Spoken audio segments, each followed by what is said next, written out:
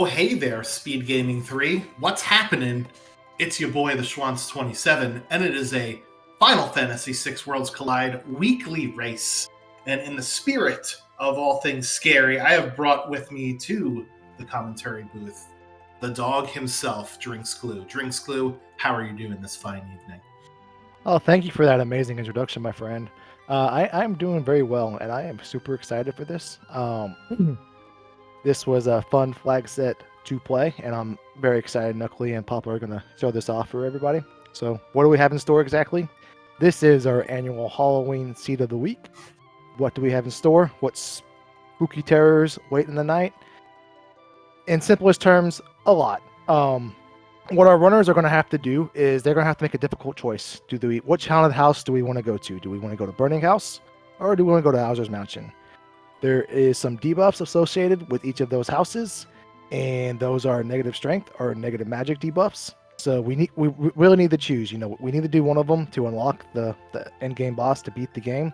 So we're gonna have to take one of those debuffs some way somehow. So on this Hallows Eve, we are going to have to go haunted house visiting. There are some other horrors introduced into these flags. For example, we have dragons mixed into the boss pool, so they are out and about in the still of the night, and they are unscaled, so they will be at their original levels, their original HP, and their original back-breaking abilities. So a lot of scary, spooky things out there. We also have 5% monster in boxes chests, with 50% of those being a boss. So every time we open a chest and we get the the flashing animation that we just triggered an encounter, half of the time that's gonna be a boss. It's like the cologne from from Ron Burgundy. 50% of the time, it's a monster every time. Yeah, so we also have very poor shop sell rate, 1/8. So shops don't want our candy. So don't even think about selling it back. However, we do have 75% randomness on chests. So chests are going to be more lucrative. However, as Drinks Glue said, don't get your hand caught in the cookie jar. We are shuffling enemy drops as well. They're 50% random, so you might end up with a treat, or you might end up with a trick, if you will, because most enemy drops are horror bad. The Coliseum has about 60 to 75% of the rewards looking at the scaling here. Why don't you talk a little bit about some of the other gameplay changes that we have to this particular seed? Yeah, one interesting mechanic is you're thinking, oh my goodness, what happens if I have to go to Burning House and Hauser's Mansion? There is wide remove available, so we can remove some of the NPCs that block us to some checks that we may not possibly have ready available to us. Some of those which are Magitech Factory, Mount Zozo, Locks, Walter Ruin, Weapon Shop check. It is technically possible to get the 20 checks, no matter what starting characters you have, without having to do both of those. But there could be a scenario where you're soft locked to having the game pick which one for us if we want to stay in logic. So we'll keep that in mind as these gentlemen traverse the world and find the horrors in the night. Another interesting wrinkle is that within the item rewards, we do have 2 tricks mixed in with all of the treats. We're going to see the original thing you see in a grab bag. We're going to see some flame shields, some illuminas, some offerings, but we're also going to have a dried meat and a dirk throw in there. So just in case someone's a little cruel to us. I don't know. I'd rather have a piece of jerky than a sharp stick. Well, if we get a throw character, we can at least throw the dirk because, again, that poor sell rate means if we have a throw character, we're not going to be able to buy a lot of stuff for them to throw. Yeah, that's definitely true. With the spooky theme, we do have multi-summoning espers, so we're going to be able to get some ghoulish creatures coming out of the ground multiple times per battle. Also, do we start with 2 characters or do we start with 3 characters here? We're starting with 3 characters, one of which is Realm with Magitech, but there is no Magitech upgrade, so Realm will be useful very early. But she's not going to become broken later with Tech Missile. And we get a Strega with Shock. And then we get a third character who is shuffled. He is guaranteed to not be Gogo or Yamaro, but he can be any of the other 10 that are still left out there. We also start with 2 espers, so we'll have access to some spells some way somehow to get up off of the ground with those abilities and those 2 espers. However, there is no getting around those debuffs. You're not going to find a Magic Power Plus Esper and say, hey, you know what, I can go do Owser's Mansion anyway. There are no stat bonuses on the Esper, so you have to take your debuff to unlock the final boss and live with it. Yeah, so do you take it early or do you take it later, right? Do you put yourself in a hole early on, or do you go and do everything and then right before the final dungeon do you decide to get your debuff? These are things that our runners are going to have to think about. Note on the tracking here, as we do see, we have a Celeste with Blitz. So that is one of our other random characters that we are getting. So that's a very nice, actually, third character with a pretty good starting ability as well, Glue. Yep. Another flag that I want to point out that is enabled in this is no free progression. So Celeste does by default give you access to a very powerful check in the South Figueroa basement, but with no free progression on, that's not going to be a character or an Esper. It's only going to be an item. But again, as we mentioned, there are there's more good items than not in the item awards, but slight chance we get a laugh at someone's expense here. We can get a zonk. Is that what you're saying? That's a very old person reference if you get that one. No, that is a Wayne Brady reference. I understand what you're making there. If you don't understand, you can look it up perhaps. But nevertheless, it is a little scary going down to that basement because again, there's 5% monster in the boxes, and there's a chance there's a Doomgaze, there's a Senior Behemoth, there's something dare say even scarier down there this Halloween. Yeah, so save often right before you're going into different towns to go loot in chests, and make sure you equip your team before you open up a bunch of different chests here. So just for the purposes of tracking this, because we do have 20 checks that we need to complete, plus one of those 2 houses that we have to knock on their door. Thankfully, we don't have to knock on the collapsing house's door because I don't think there's any candy left in there. But yeah, so for the purposes of tracking, the 20 gold number under what is normally the Espers, that'll be our check tracker. And the 3 dragons that are randomly sprinkled into the boss pool, that is for Kefka Tower skip, actually. So we're gonna keep track of that as well. If we run into one of those unscaled dragons that are pretty nasty, we are sure to make sure we count those. But there is no limit on the number of characters or espers that we have. Is that some fixed dice? That was some fixed dice. So that is huge. So for at least one of Papa Shango's characters, it doesn't matter which debuff he takes if they can. That fixed dice will not be affected by either one. So that's huge for him right there. Knuckly going on through. Knuckly did find 15,000 GP in the first barrel in South Figueroa. That's fantastic because again, that 1/8 sell rate is oh wow, it hurts more until you realize it. That is a stacked weapon shop there. Yeah, I think I saw 3 different kinds of rods and snipers as well. So rods you can crack for a maximum damage tier 2 spell. And snipers are a pretty good offensive weapon. And I believe, correct me if I'm wrong, the equipability for items is vanilla plus 66% in this seed. Is that correct? That is correct indeed. We're getting a little more gracious. Oh no, Papa Shango got the magic button. Oh no! Oh man! And in the vanilla game, this wouldn't be that big of a problem, right? Because this is Haydn and the Haydnites. This is an undead boss. However, in Worlds Collide, we have disabled that undead property. So unfortunately for Papa Shango, he can't just throw one of those Revivifies or Phoenix Downs on that boss and be done with it. That is a reset, and oh, thank goodness he saved. Okay. So now we know not to put our hand in that cookie jar there, though. So here's the interesting thing about the Haydn fight.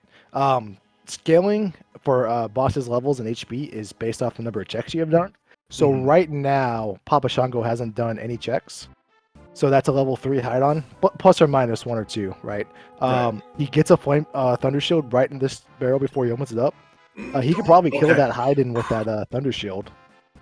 Yeah, but do you want to crack that shield before you've learned the Bolt 2 spell? Because the shields will teach you the tier 2 version of whatever element it is. So that's something to weigh on our mind. And there's a dragon horn, so Ooh, nice. that'll be nice for a user at the end of this. So if it were up to you, Drinks Glue, which one of these two unfortunate choices would you make? Would you make the choice of nerfing your magic, given that you have these three characters, all of which have magic-based abilities? Mhm. Or do you go through the Burning House and potentially nerf your strength, which could come back to haunt you later on in the seed? I think with your last comment, you kind of, gave away the ideal strategy, in my opinion. You don't want to make that decision early, because right now we have Shock, we have Ice 3, so we're leaning towards, doing Burning House to beat that magic debuff. But with no free progression on, and there being, some good weapons in that pool, all of our free checks are going to give us, possibly a high tier weapon. So if we stumble across some high tier weapons with that increased equip rate, we can put ourselves in a scenario where we committed to early, and then we have all these amazing goodies that we can't, use anymore because we chose wrong. So with that in mind, I would suggest waiting. Papa To Shango, the last possible minute, perhaps. Yep, Papa Shango. Remember, he hadn't saved, and it's good. More concerning if he powered on through and then got bit twice. He learned his lesson. He realized what's in store for him tonight, and not gonna make the same mistake twice. I also do like the fact that you have updated the sprites to change the soldiers into ghosts. I like that little flavor there. So Final Fantasy VI Worlds Collide is highly customizable with what you can do with sprites and things like that. Unfortunately, I don't think we have access to like the Halloween realm, the Pumpkinhead realm. Is that correct? That is on the next sprite update. Every once in a while, some of our developers will upload some sprites that the community has made. So that's on the to-do list. Worlds Collide is in development. We're making changes all the time with little wrinkles like that. Yeah, that's fantastic, and it makes for whatever experience that you'd like to have. This is clearly not a conventional standard race seed, as we have gone over all of the different settings here. So there's lots of different ways that you could play this glorious game, and it's one of the reasons why I enjoy playing it so much. Yeah, even if you're playing, the same type of flag set consistently, no two seeds are going to be the same just because of the diversification, and then the fact there's so many different abilities and different things you can randomize in Worlds Collide. So it's a unique experience every time you fire up a seed. All right, so Knuckly Kong taking off the Moogle Charm. So we do give our runners 3 Moogle Charms to start the seed to avoid those random encounters, but you can take them off if you'd like to level your characters up. He has completed 2 checks thus far, the South Figaro Basement, and got Starlet, I believe, from the Tizen Thief. So his enemies are going to be gaining levels as he does more and more checks. So he wants to make sure that he doesn't stay too far behind that level there. Yeah, and Knuckly Kong got 2 potions from that Mesosaur fight. With the shuffle drops and then being 50% randomized is really powerful. There's about 1/5 of all the items are technically items you would want, even if you narrow it down to like elixirs or X potions, which typically would sell for a lot of money, but in this case, unfortunately, not going to. But like even Genji shields, if you come across a ghost from the ghost train that drops Genji shields, you can farm that, and now you got an A tier shield for all of your party members going forward just from one fight. So very, very powerful stuff with the item drops shuffled and randomized. And with the sellback cost being so little, right? If you do find a fight that drops 8 Genji shields, you could sell a lot of those back and afford some of your other things that you might see in our shops here. As we do see Papa Shango going through the South Figaro Basement. He did save in the little save spot before going through here, just so that he wouldn't get his hand slapped like he did earlier. Now, Worlds Collide is what we call a character-gated experience. So the places that you can go to in the game to unlock rewards and progress the seed on further depends on the characters that you have recruited. So we have Realm, who gives access to Owzer's Mansion and Esper Mountain. We have Strago, who gives us access to that aforementioned Burning House, along with Fanatic's Tower and Evet's Rock, but we also have Celeste with the South Figaro prisoner spot that we did see, the Magitech Factory, which is actually 3 different rewards in one area, and the Opera House Disruption. So out of those options, Drinks Glue, where would you think about going with what we've got so far in the seed? Here's the scary thing about doing Magitech, right? If you play the vanilla game, you go on in there, you find Ifrit and Shiva, you count them across number 24, Kefka and Celeste get vanished away, and then you take a minecart ride. If on that minecart ride you happen to come across one of the 8 legendary dragons, at this point in the game, you're not going to be able to beat it. So you have to commit a huge amount of time to figure out that bad news, discover that bad news. Oh, that was experience eggs for Knuckly in that shop. Oh, wow, this is a choice. How hungry are you? I think if we had Gal, I would take the dried meat, but otherwise we're taking the dragon horn there, and that was, I'm sorry, Papa Shango, I got the wrong tracker up there. What was that? World of Balance, Judor? That's not a town people go to very often. Fixed dice for Knuckly too. So there's 2 sets of fixed dice out there to be had. Raggy. Okay. He gained some levels, and this is the same encounters that we saw before, thankfully. So that is one really good reason to take off the Moogle Charm. Here is in case you do run into this nonsense. We're gonna call it nonsense from now on. Where you just basically got the surprise gotcha box. We were actually able to be okay here, and it looks like we got some pretty decent spells on some of those espers early on. Papa Shango, actually, you remember there were some dragon boots in Narsh because he went back with his dragon horn. Now with his fixed dice, that's a pretty powerful character out of the gate. Yep, looks like he's going to let his Celeste be the one to do that. That is the only approved way of using fixed dice, in my opinion, is with the boots and horn. But I'm not going to hate if you only have access to an offering. And with the shuffled drops from enemies, it also means that we potentially don't know where an offering could be. Right? Normally, we're looking for a monster in a box to get the Katana Soul fight, which drops that offering. However, with the shuffled drops, the Katana Soul probably will not be dropping our offering. So, but keep in mind, Katana Soul drops a huge chunk of GP, so you're not going to be very mad if you come across one anyways. Yeah, I personally wouldn't bother. This is going to be an interesting fight. I don't know if these are the guys that have very high magic defense or if it's their sprite swaps, but either way, this is going to be an interesting fight here with being poisoned already. These guys are annoying because they can poison you, but it's the Figalos that have the impenetrable magic defense, so we're fine. Crawlers actually give a decent amount of experience and GP, so it's a nice little farm fight for Papa Shango, but it could be a lot worse if there was a different name on those guys. All right, so it looks like Knuckly Kong is right outside of Owzer's mansion.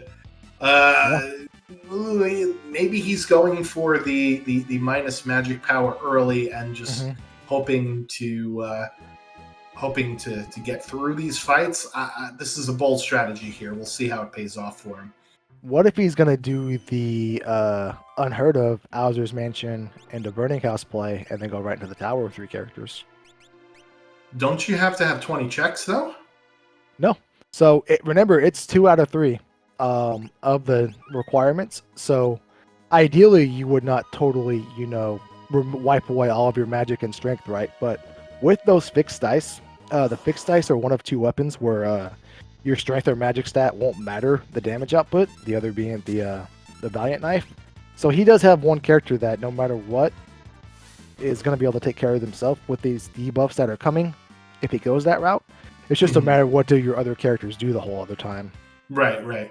Yes, okay, I understand. It's not because of the way the objective system works. You have to write 2 of 3, right? You can't just do 1 and a choice of 2 others. It's got to be that way. So you are right. We could get in early, but the problem is that even though all of the things before Kefka are scaled based on how many checks you do, the last boss of the game is not scaled based on how many checks you do. So I do not think a party would be ready for that jelly, if you will. No, not at all. There is a scenario where you can maybe do that. I think just having fixed dice alone isn't enough. I don't think Knuckly is going to do the curse shield because he's taking all these fights without it. So you would definitely want the curse shield on Crushed if we went that scenario. Yeah, I don't think he went even to the Narsh Weapon Shop, which is a place you can go out of sequence in order to get some progression. And there is third check-in for Papa Shango. So he's got the temporary lead in checks, and it is a Moogle. Ooh, nice. So Knuckly Kong's going to get another character. However, he is going to basically nerf himself into the ground here by getting minus 35 magic power out of the gate. So we'll see how this affects him the rest of the way here. Yeah, as you just saw, we just did 3600 with one fire beam. We're going to throw that all out the window now. 3600 is about to come 360 for the next fight, but we'll see what Knuckly has in store to handle that. Yeah, so that is another check done, and again, that is minus 35 magic power.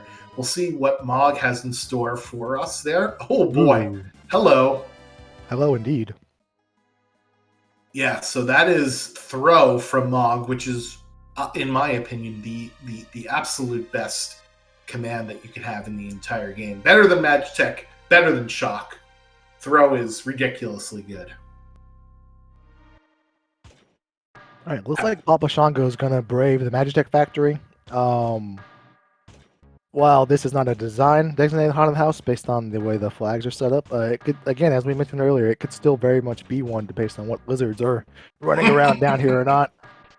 Yeah, and remember, we do have potential monsters in a box. We've already seen one boss in a box. I'm surprised Papa Shango bought a fire rod when he was in that amazing weapon shop. I'm surprised he didn't go back and capitalize on that hiding with said fire rod. I mean, would you want to fight a boss just for the XP, or would you want to hold on to that fire rod for a potentially surprise ice dragon fight? I think I'd rather hold on to it for the latter. Especially if that boss is not going to get you a reward, right? It's just going to give you XP. That is true. My argument for doing so would be that hiding is going to be a huge pool of HP without pushing up your scaling. So maybe with saving that rod in mind, if we come across, a better fire spell, or in this case, fire 3, fire 2 isn't much better than fire beam. Both of our runners here having the same idea, heading into Celeste's Shop of Horrors. Or I guess it would be Kefka's Shop of Horrors, or Sid's Shop of Horrors. Wow, there's an Illumina in that list. Where the heck did that happen? Did I completely miss that? Say that again?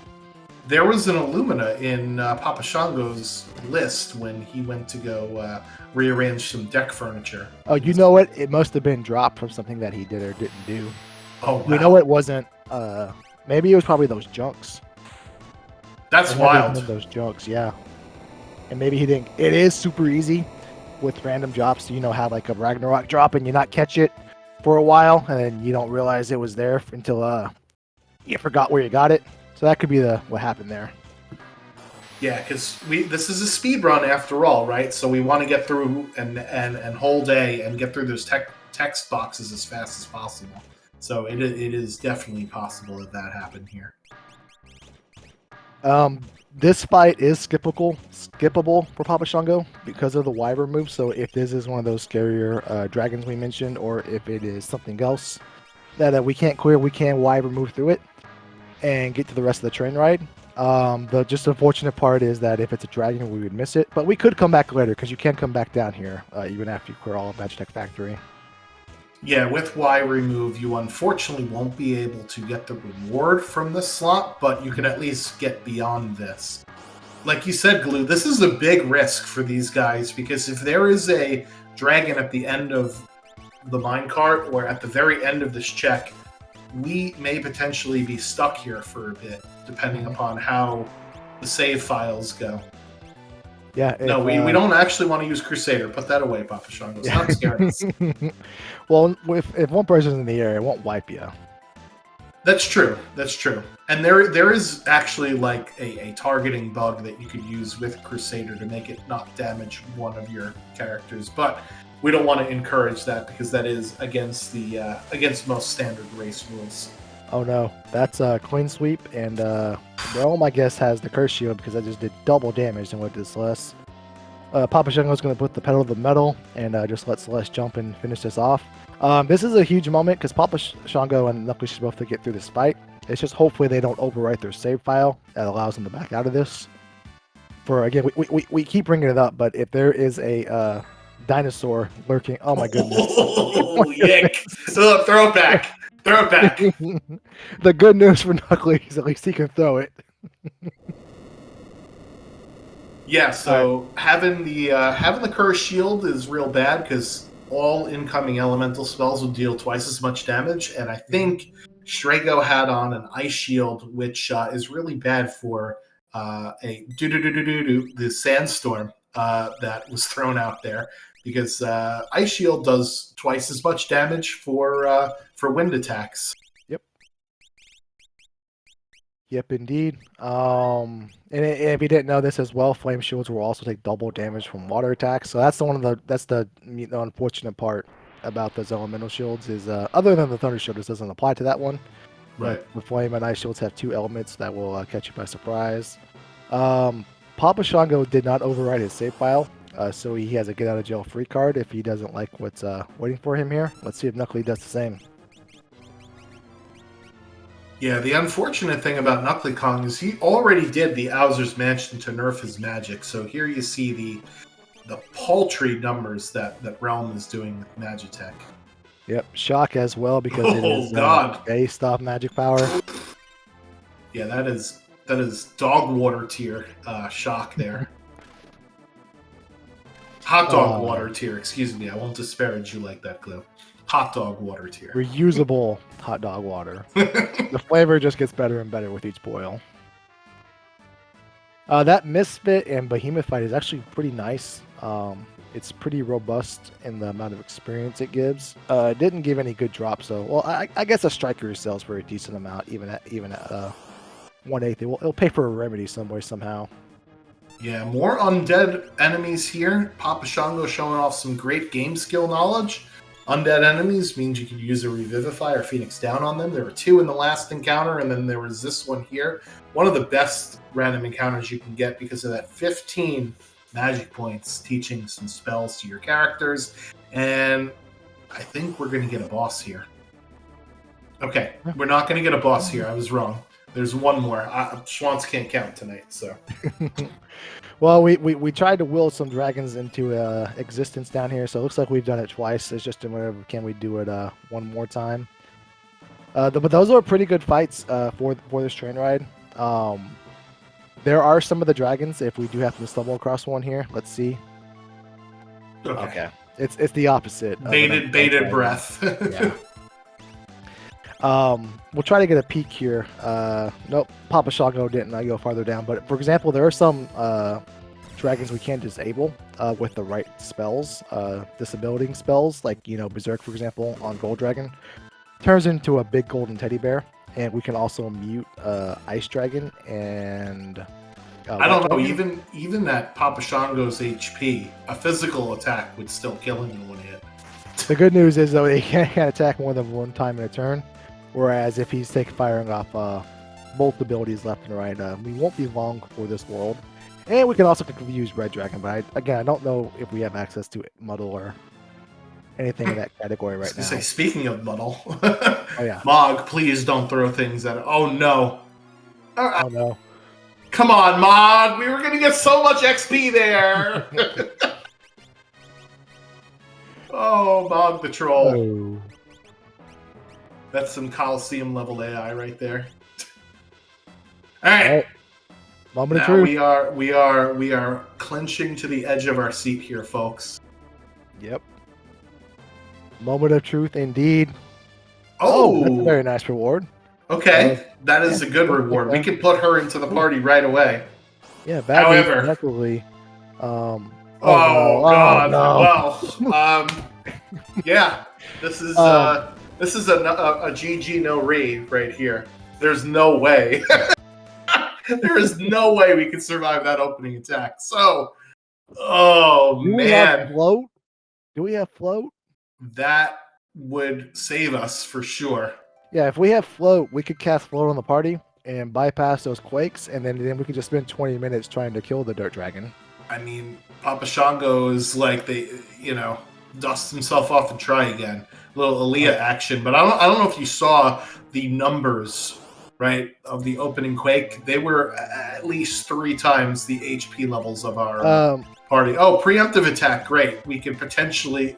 He has 5 Illuminas. Oh my 5 goodness. Illuminas. All right, bad news is that he's going to have to break about 20 fire rods for this to work. Because, gosh, I know he has over 30,000 HP. Boy. Yeah.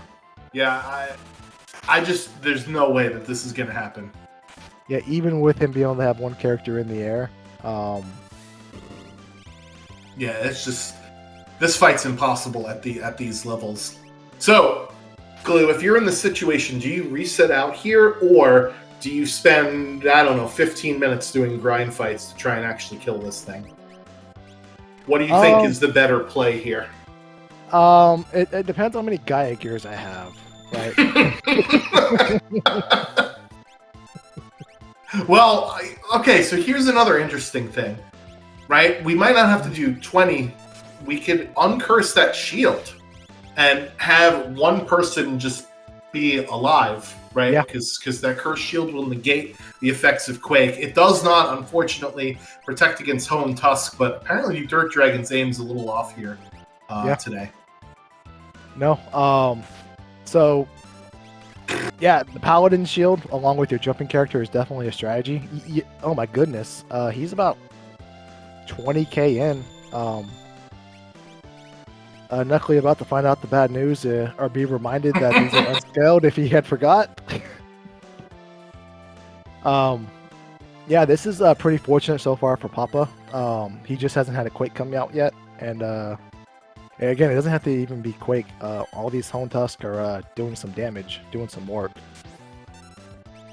Yeah, he's gotten extremely lucky with the boss script. He got a preemptive attack, and we haven't seen an AoE. Because normally, most of the time with the dragon, it is AoE first. Knuckly Kong deciding, nah, I don't want that smoke. He is going to go another route and come back later. Because remember, you are able to... Did he do it? Oh my goodness. He must have had more jumps for high rolls than we realized. Wow. The cojones. So all of his characters are alive too, so they all get that 31,000 experience. Yeah, he's set for the rest of the seed there now. Yep. He's just went from level 18 to probably level 32. Now it's just do all the checks. That was wild. Yep. Yeah, level 27, like you mentioned. Oh no, another DJ Khaled, another one. Let's see if we have. Do we have Siren? Do we have Mute? Yeah, this is. Ugh. Yeah, this is. Well, here's the fun thing, though. At least we know 2 different spots that are dragons, right? Yep. So remember, we do get a Kefka Tower skip at 3 dragons mixed into the boss pool.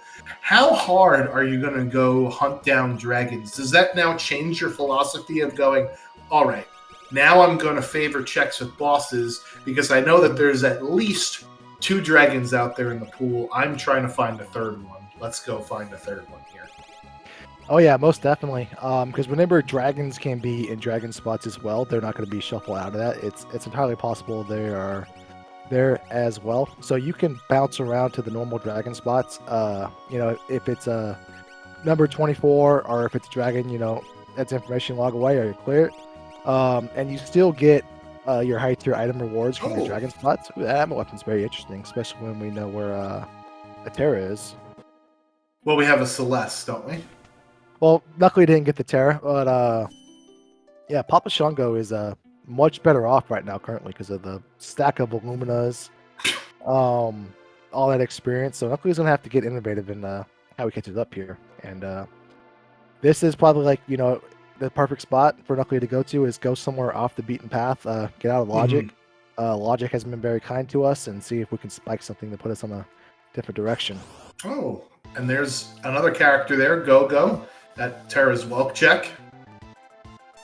And hey, it's not a dragon at the dragon spot, so this will be good for Knuckly to get some XP here and recover. Because, you know, one of the worst things is you run into a couple of problems and you don't want to make that get off your game. You want to, as quickly as possible, recenter your chi, if you will, and get going. Yeah, fortunate here. Digging himself into that early minus magic power hole is really coming back to haunt him a little bit too. All of these fights are going to take so much longer than they normally would. Dragons do count as checks, by the way, so that's another reason why this is such a great move from Knuckly Kong, right? He's going to get 2 checks done in one spot. Papa Shango going back for that dried meat, not because, you know, he wants to be able to restore 150 HP, but because it counts as a check for him. And remember, he just needs 20 checks, and he'll make his difficult decision. Maybe he's hungry when he gets to it. Yeah. Fighting unscaled dirt dragon definitely makes you hungry. Well, it's a little preemptive too, in case we find Gal. We're officially Gal ready. All right, Knuckly's getting a dead check at Mount Zozo, which is normal because wow, there is no check at How many dragon horns did you put in here? I tried my best to put 17, so we found 3 of them. All right, Knuckly is. Let's see where Knuckly goes next. This is a pivotal moment. He needs to find something to get going to get him dragon ready. If you're Papa Shango here, are you fighting this boss, or are you eating it out of the way and getting the reward? Papa Shango is level 29 now, I think it was, Something and like his that, yeah. bosses are level 22. I am not afraid of anything at that point in time, even another dragon, because we've shown with his curse shield unlocked. I think it's unlocked now. If it's not, whoops on me. But if it's unlocked, he essentially has a character that's unkillable by any of the dragons. So full risk it, full send it here. The rest of the seed for Papa Shango. Yeah, I disagree. I feel like I can take a bunch of different checks, and remember, this is not considered a free check, even though you can eat the boss out of the way, because the game is not coded to expect you to sequence break here. So let's see. He is going to take this boss. I would have just gotten rid of it because I want to get in Kefka's Tower as fast as possible now, given the fact that I know I'm going to be way ahead of scaling with that ridiculous fight against Dirt Dragon. Yeah, my reasoning would be, now he doesn't know that Realm's Esper Mountain check is another dragon, but if you can spike one more dragon, find one more dragon for Kefka's Tower, then you can just, you know, kind of full clear and peek everything while you're in there, because there are 7 bosses in there total. And with there being 7 bosses, or excuse me, 7 more dragons out there that we know about, there's a good chance one of them's in there hiding. Another character. That's a jump shadow, so we could finally make use of that. There it is, fixed ice. Oh my goodness, fixed ice. Sniper. Nah, you gotta use the fixed ice with the dragon horn. Yeah, I mean, the sniper with the dragon horn is not terrible, but... Alright, meanwhile, I think this is the dragon spot for Knuckly Kong, and he's going to burn this ice shield here on Guardian. I don't blame him. This is a beefy boss. Yep. And believe it or not, Papa Shango, I think his characters are at level like 28, 29. Knuckly Kongs are at 23. So Knuckly is not that far behind, in spite of having to reset out of a couple of dragons here and not taking that dirt dragon fight. So very good recovery here. Papa Shango doing some more dragoon strats. Makes sense with all the dragon wars he has. Maybe he doesn't know that Shadow has jump. He may have missed it. Nevertheless, yeah, looks like he's going to Esper Mountain, which is here comes going to be dragon. Yep, good news for him. Now he'll just need one more for his Kefka Tower skip. Is he having second thoughts? Oh, he's unequipping. Okay. Yeah, because I think we took one of our party members out there. Yep. Don't hit that floating continent button. Yeah, I haven't seen earrings either, which makes this, negative magic power strategy far, far more severe. Well, Right? If you don't here's have. Yeah, go ahead. Here's the interesting thing. Knuckly Kong is the one with earrings right now. Oh God! So that 400 magic power shock is just not good. This Guardian giving him a little bit of trouble. Yeah, he's a beefy boy. But there we go. We jinxed it the right way this time. Very nice.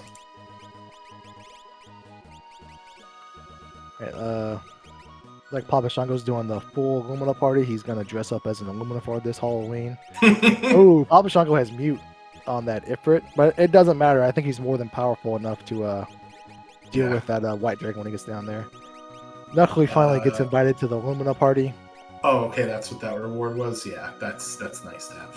Yeah, especially now he has something that it's not predicated on magic. He can start utilizing. All right, so this is a ghost sprite here. So this is not a character if Knuckly never goes back to this. Nope.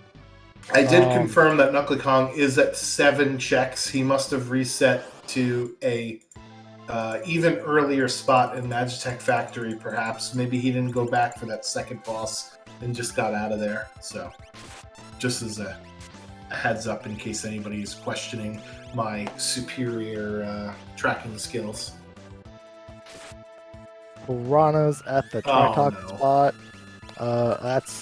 This is probably the one thing you don't want to see when you're making on Illuminas to do everything. Let's see if Papa Shango realizes. Well, maybe he hasn't learned mute off the Esper yet, but you can mute White Dragon and turn him into a big old kitty cat. Well, doesn't matter. He is the lowest HP of all of the 8 dragons, so... Yeah, once you get past that initial flurry, it's not too big of a deal, that white dragon. Rizzo Pass is... Rizzo passed 10s? Yep. Torado, Papa Shango. Where does Papa Shango go? Do you think he's going to go do... Because he's kind of at that point now where either, he needs to pick which one of the houses he wants to do. I think he's going to take the magic debuff because, he has all of those Illuminas. But, we still have an X amount number of other checks we need to do. I do those 2 checks last. We still have all of Floating Continent to do. We've got most of Terra's checks to do, right? I'm going to ignore the Leap River. But we haven't done Sealed Gate Cave, and yes, it won't give us a Esper or item.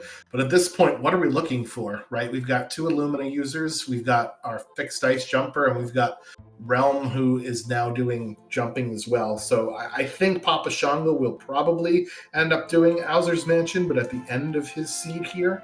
So I think we exhaust all of the other checks before we go do one of those other 2, right? Because the only thing that's basically keeping us constrained as to where we can go is the logic of the seed. But with YMPC removed that you mentioned, we could do things like what Knuckly Kong's doing here, and he's going to go get 3 different checks. He's going to get the engine room, he's going to get the ancient castle, and the dragon down there. Yep. And Papa Shango has enough checks available to him just from his characters. Oh, hey, it's Cyan. Hey, what's going on, Cyan? But he has enough available to him, plus with the Wyber move, to comfortably get to 20 without backing himself into a hard corner. Because remember, we can do the Opera Dragon, we can do the Tritox spot, which is 2 checks, Mount Zozo, which is 2 checks. There are 3 checks in Kefka's Tower. Oh no. I think we're the requisite level to not die from this. Yep. Okay. We passed our math test. Yep. The mascot of the graphics of the Seed of the Week here, Doomgaze. Yep. Yeah, so Cyan's huge because that gives access to Knuckly for some very, very fast checks. We've already done one of them, well, technically 2 of them in Mount Zozo through the Wyver move, but Doma Dream is going to be 3 checks for him.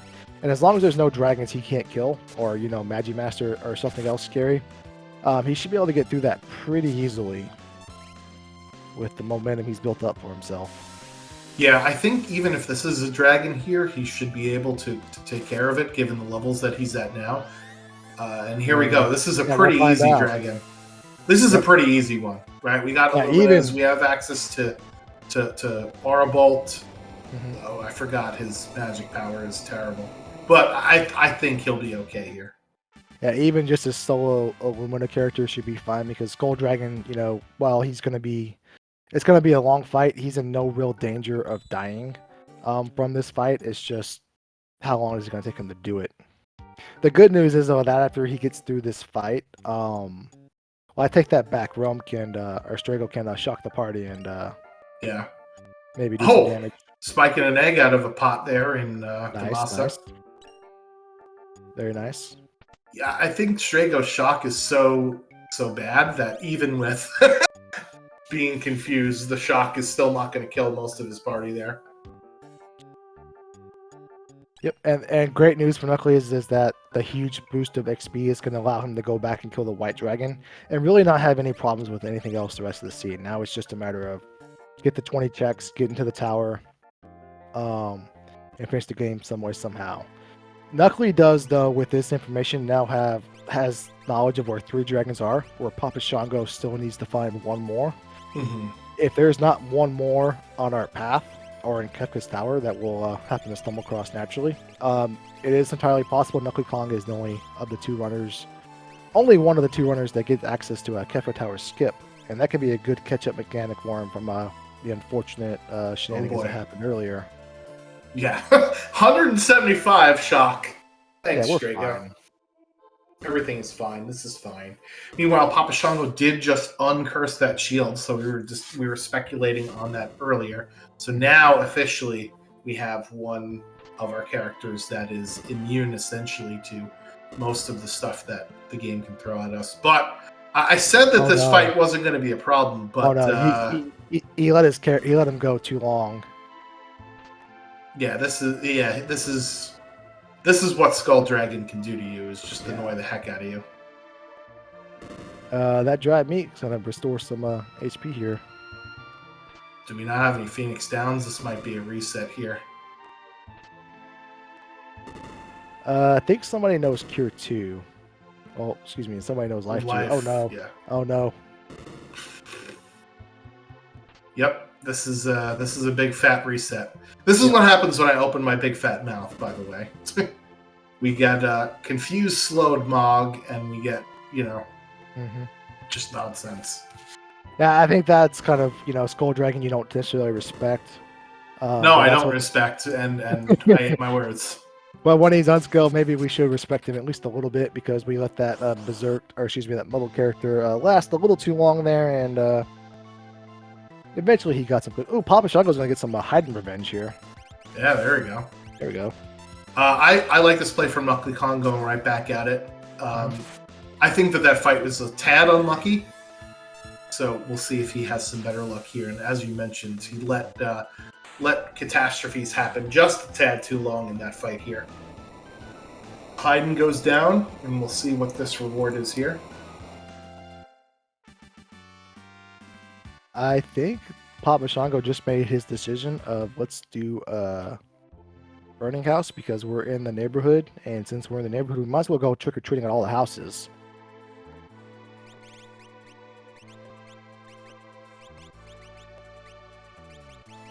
Yeah, I think that it's a bad call given the makeup of his party, right? Because we have basically 3 physical builds in Realm who could be turned into a physical build. So that is true. We'll see what happens. Fun fact, though, we're also right in the neighborhood of Alzer's as well. We just gotta go a little up and to the right. The world is square, isn't it? He is spreading that Fire 3 around though, so maybe he's undecided. We'll see. Ooh, I like this. This is a play. So, as you mentioned, there are 3 checks inside of Kefka's Tower. There's only one on the right side where he's going. That's okay because we can stand on the save point and peek all of the other dragons and bosses in the other lanes as his full party works through this, because his full party is really in no danger of dying in here. It's just a matter of whether there's dragons in here or not. But I think that's definitely 100% his move, his thinking here. Is I'm going to do all of the checks while I'm here. I'm going to hopefully find one more dragon for my skip for later. We'll leave, go find a few more checks, iron things out, and then come back and beat the game. He's got to be careful here not to open chests with his mules because they can't kill a boss right now. That is absolutely correct. Yeah, there are 7 different bosses inside of Kefka's Tower altogether, which means that there are potentially 7 different... Well, there isn't, because we know where 3 of them are. There are at least the potential of 5 different dragons in here. So, we'll see if... No, he just walked right past. This might be a full clear through the middle, just to see what the heck happens. Oh, yeah. Come back for later. And we can't take the... After we get the full... the third lane, if we keep the normal order of operations, once we get them up there, we can't walk them back into this lane Strego is in and peek the toilet at the dragon he's about to walk past if we want to. Yeah, Knuckly Kong getting some very fortunate procs here of the Illumina and getting some decent damage even with that magic debuff. So we'll see if he makes it past this fight here. There we go. Is it? Not that it would have been much of a challenge to the Illumina squad. No. It would have been a good sight to see what we had in store there. It would have been fun. I don't know why we're opening chests now, though, but that's okay. Because we can. Yeah, we still got some trick-or-treating to do. The night is still young. I guess. Statues are shuffled. The legendary, the Warring Triad are shuffled amongst the spots. So Papa Shango could also be a little housekeeping here and taking out some of the tougher bosses because, again, Illuminas are fantastic, but Illuminas are not ideal against Poltergeist because of its high defense. So you can't get walled by a scary Poltergeist fight in a 1v1 scenario. Alright. Inferno spot. Is it a dragon? It is not. It looks like a dragon, though. That is Funbaba. I've been going to the gym a little bit lately, and I should probably go to the school of Funbaba arms and pecs. Unfortunately, here's, disaster comes out for the Skull Dragon again, and we got condemned timers all over the place. Yeah, Knuckly's been in this fight for quite a while, and oh no, as I speak, I thought he was close to getting out of it, but now I think Skull Dragon's closer to getting 2-0 here.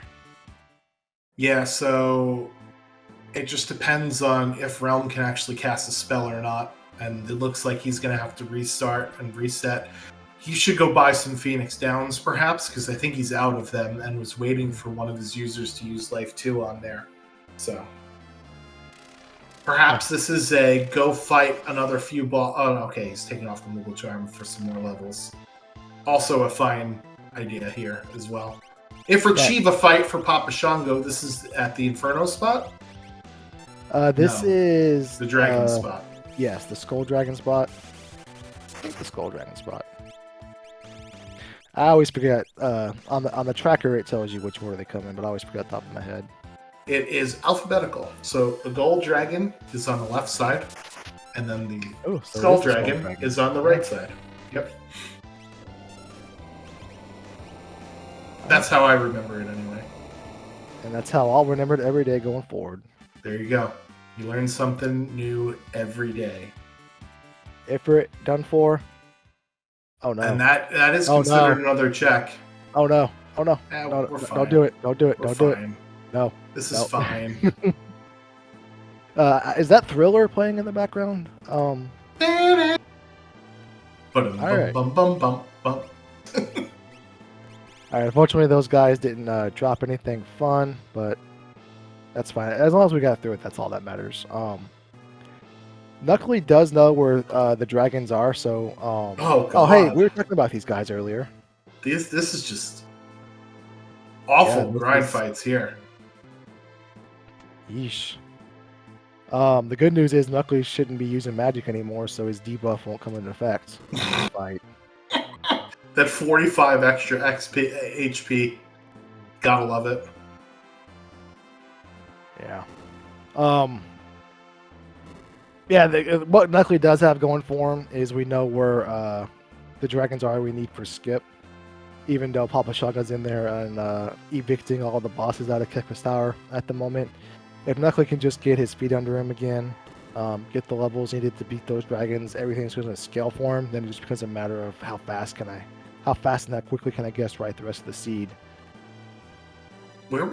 So you said it was on Ifrit. I thought we started with Ifrit. Maybe Knuckly Kong doesn't know that he has Mute Learn on one of his crew? Or maybe Ifrit was one of the ones that we started with. I thought it was. It could be a product of White Dragon you're normally not scared of, so you kind of forget what they're all weak to, and every dragon except for one has something that they're susceptible to.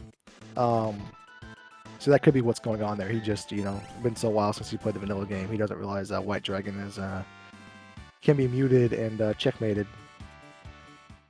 All right, so that's Papa Shango taking out another dragon there. As you mentioned, you can go back door.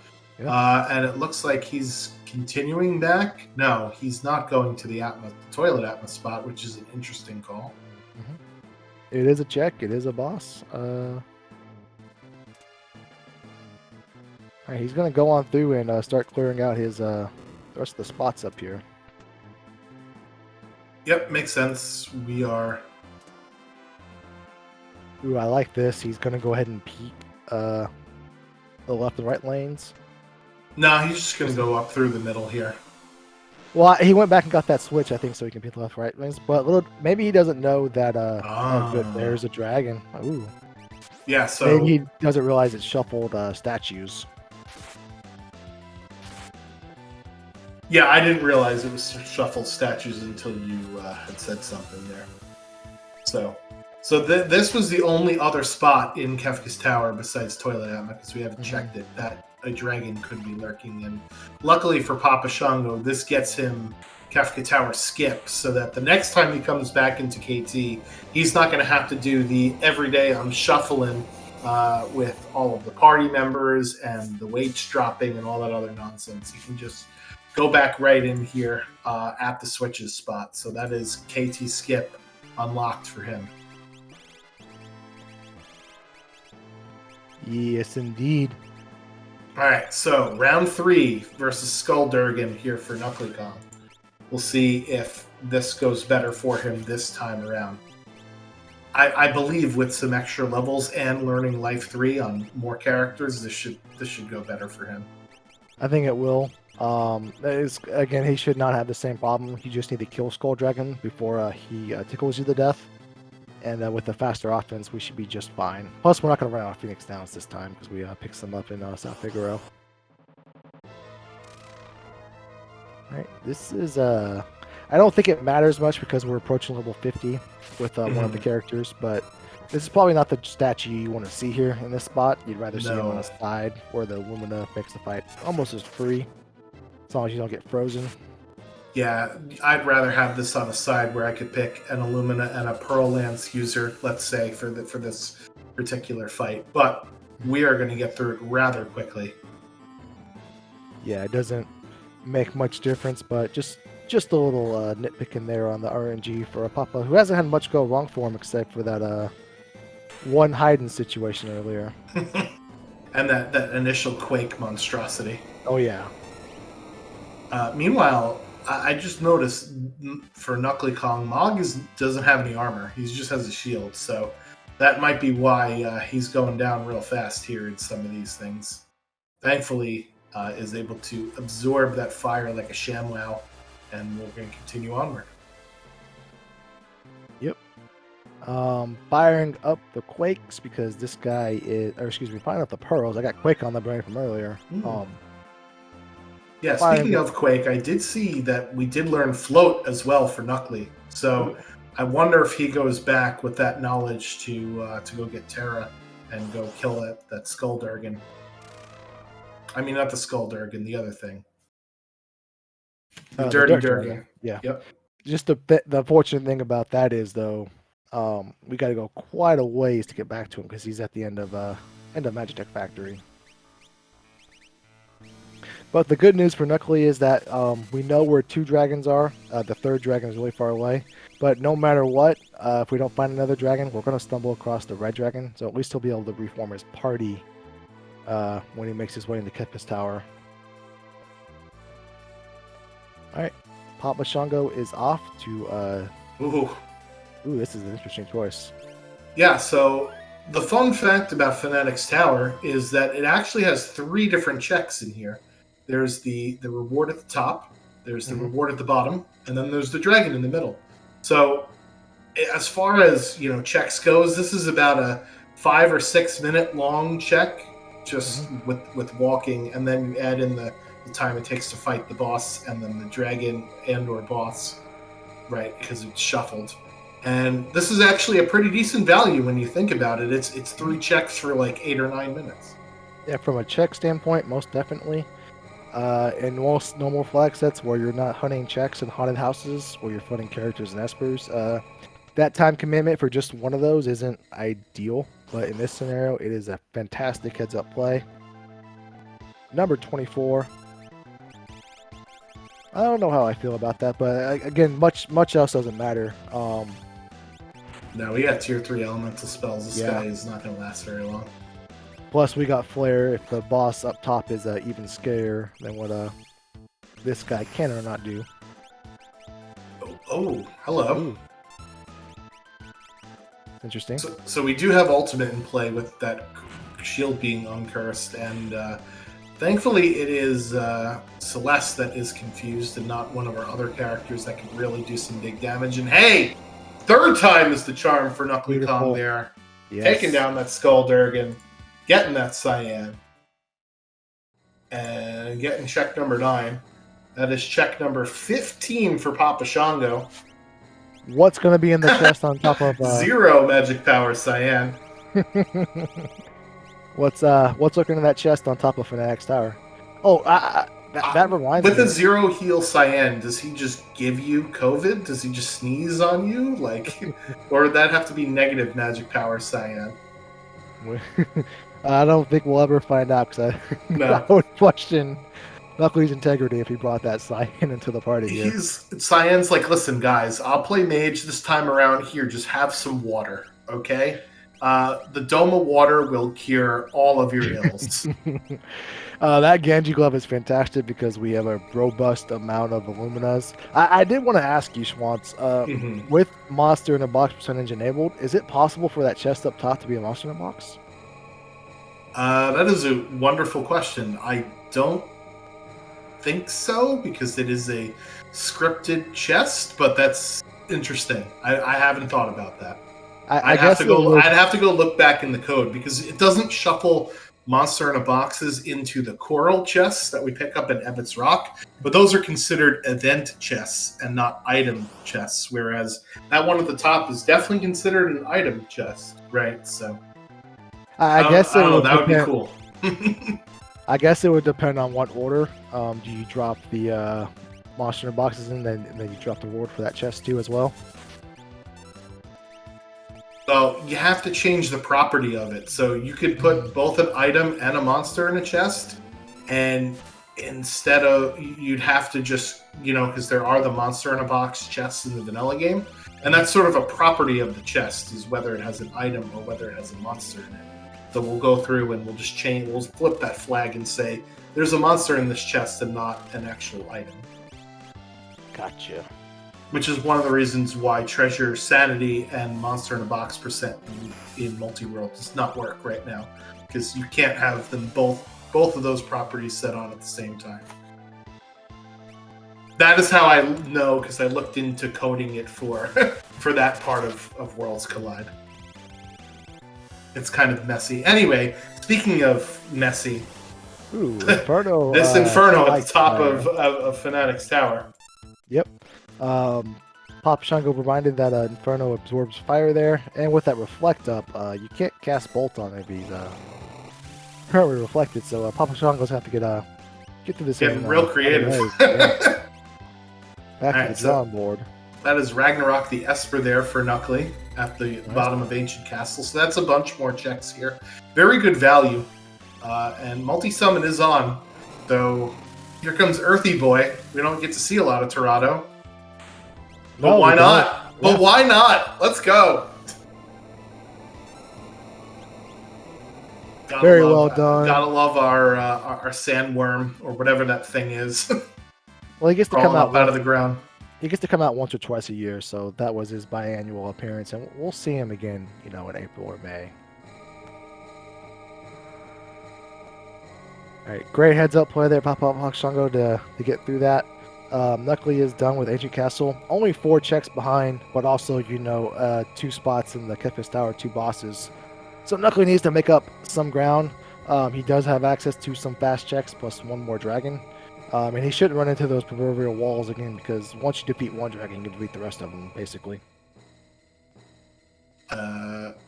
Dragon Lady K saying he's an earthly danger noodle. So it's basically like a tentacle, but not the same type of pasta. Not a grabby pasta, just a dirt pasta. Interesting. All right, unfortunately, we don't have access to Edgar, so we can't go and check the throne for the reward here, even though we can do his 2 other checks. And hey, there's a dragon horn in the shop in case you didn't have enough from dead checks. Yep. All right. It doesn't really matter what this is or isn't for Papa Shango, because it could have been Promise Protection, I guess, but he just needs 3 more checks now. Well, actually, he just needs 2 more checks, plus he needs to make his choice of which debuff am I taking. That's right. Oh, he still hasn't done Shadow's free check, so... All right, so this will be 18 here. Yeah. This won't be a character Espim. It could be a Dark. It could be another Illumina. Oh, when it rains, it pours. Dragon Horn and Illumina the Seed. Just what Papa Shango needed to get off the ground. I like this play from Knuckly Kong here, going to Cyan's Dream. He's going to get through 3 checks in about 5 or 6 minutes. That is some excellent efficiency time-wise. Yep. If you can come across a dragon in here, that would be fantastic. Because again, he doesn't know it, but there's a red dragon out there in the tower. But it would just be awesome if he could walk to it from the skip instead of go all the way through the tower to find out that information. Here's an interesting play. Papa Shango going to fight the toilet Atma spot. Ooh. Well, he's at 18 checks, so he just needs 1 more. He'll do this, make the decision on which haunted house we're going to pay to go into, and then pay the iron price to leave it. Yeah, you know what? Looking at his tracker, I mean, Opera House Dragon is definitely faster than this, but looking at his tracker, he has Opera House Disruption, Leet River, Sealed Gate Cave, Floating Continent, Burning House, Mobliz, or Go-Go's check. So this is probably the 2nd or 3rd fastest check he has access to. So not at first I scoffed at it, but it's not that bad after reviewing the tape. It could be too. Maybe he's thinking this is Ultra League scaling, because a nice thing about this fight is that it doesn't increase your scaling. You get the experience if the fight gives experience, plus the weapon for doing so. So that could be his thinking here. He doesn't want to increase the difficulty of the Poltergeist fight he knows he has coming. Yeah, so we have Goddess on the left-hand side and Poltergeist on the right. We did peek that before we left the tower the last time here. And another Dragon Horn. Illuminas. As if it wasn't anything else. Who rolled this trash? deal with him swiftly and quickly after the broadcast. Magic debuff. Magic debuff it is. Do you remember what the boss was when Nuckley did this about an hour ago, Schwantz? I want to say it's one of the Ultroses, but that's probably not right. It was weak to something. It was weak to an element. Oh, was this Tritalk? Yep. Oh, you were quizzing me. You weren't earnestly asking me. Yeah. Do you remember you threw out the fire beam and You're like my wife, Glue. You pose an actual question like a test. I thought this is what I signed up for commentary to do, to escape her for 2 hours. Anyway. I'm kidding, Miss Schwantz. I love you. I was where I was going with that. That went a totally different direction. That's what it was going. But I was gonna say this Tritalk was the last we saw of Nucley's magic power. It went somewhere else. So I'll just never do that again. Yeah, no, that's fine. All right. So yeah, none of these fights were scary users. So this is not that there was any chance it would be anyways, but this will be a no problem to Papa Shango here. And then he'll be off to the tower. Nuckley needs to come away with 6 more checks some way, somehow after he gets through this part of Cyan's dream. Yeah, he's got some very quick ones still available, right? We've got Doma Dream, we've got Esper Mountain, and we have the rest of Magitech Factory, which he didn't do. We also have, he could Y remove into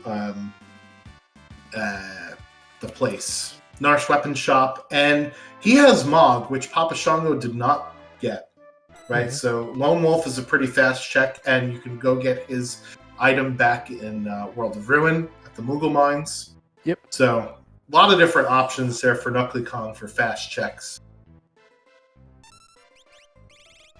Yeah, he definitely has some fast ones. But unfortunately, the gap between him and Papa Shango is, while it hasn't necessarily widened, but Papa Shango is just closer to the finish line, and Knuckly Kong's not any closer to him. So Knuckly's running out of time by virtue of Papa Shango finishing to make up the ground he lost from those quakes he ate. Yeah, I think the biggest detriment was doing this check first and nerfing the magic power into the ground early on. I think had he not done that, the ramifications of getting into the Quake battle might not have been felt nearly as much. No, I think if you want to pick one of the two, like if you had to pick, if the flag set some way somehow provided that you had to pick between one of the two, I think you pick the physical debuff. You may regret it later, but magic early on, especially with the shock and the magic tech ability, was going to be your faster way to get going. And we have plenty of magic we found so far, whether it's through the Curse Shield or the Ice 3 and Fire 3 we found. We've had plenty of access to very good spells that I think Knuckly is regretting that magic debuff 100%. All right, so that is Final Kefka complete and minus 35 magic power. So that is the end of the magic for Papa Shango. However, like we mentioned, his team, we've got our jumping user, we've got 2 Illumina users, and we've got Realm, who we're probably going to put onto jump duty soon before long. And that is 2 more checks there for Knuckly Kong as soon as he checks the Doma Throne. And then we'll see where he goes. Do we have Calmness Protection? I don't know if we have... we have Life 3 Life on 3? Both runners, so okay. Depending on your thoughts about that. Yeah, it's fine. So it's official. Life 3 is fine. But that isn't in its soul like Calmness Protection. It's just unfortunately it's not guaranteed Calmness Protection for one character, because you can, in some very unfortunate but also very funny circumstances, be Calmness back-to-back times, and obviously you can't Life 3 between Calmness cast or attack, so... Yeah, that's not like, haha, funny, am I a clown, do I amuse you kind of funny. That's not really very funny. That's unfortunate funny. Alright, so Knuckly, taking the full Cyan route, is going to do the Doma Siege here. Mm-hmm. Yeah, the biggest problem with Life 3 as Calmless Protection is just the animation time, because you have to cast it 4 different times. Mm-hmm. And the animation time of your character being re-raised after getting smacked in the face. Another 0 power magic lock, so that's helpful.